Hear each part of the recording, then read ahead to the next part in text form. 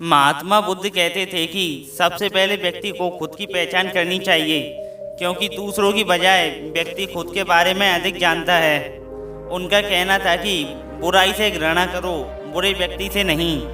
एक बार गौतम बुद्ध किसी गांव के पास बहती नदी के किनारे बैठे थे। किनारे पर पत्थरों की भरमार थी, पर छोटी सी नदी अपनी तरल धारा के कारण आगे बढ़ती जा रही थी। बुद्ध मन में सोचने लगे कि यह छोटी सी नदी अपनी तरलता से कितने लोगों की प्यास बुझाती है, लेकिन यह भारी भरकम पत्थर एक ही स्थान पर पड़े रहते हैं और दूसरों के मार्ग में रुकावट बनते हैं। साथ ही दूसरों के रास्ते में रोड़े अटकाने वाले ना तो खुद कभी आगे बढ़ते हैं और ना ही किसी को बढ़ने देते हैं। जो दूसरों को सद्भाव और स्नेह देता है वह स्वयं भी आगे बढ़ जाता है।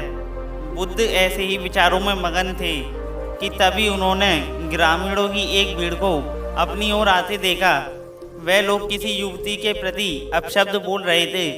बुद्ध ने देखा कि लोग एक युवती को घसीट कर ला रहे थे और उसे गाली भी दे रहे थे।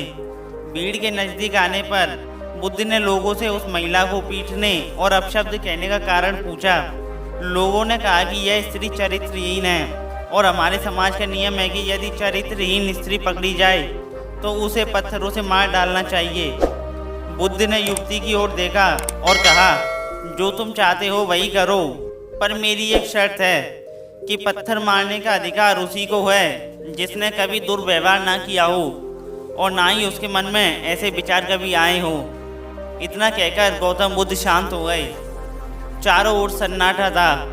कुछ देर बाद लोगों की भीड़ मन में पश्चाताप का भाव लिए वहाँ से चली गई।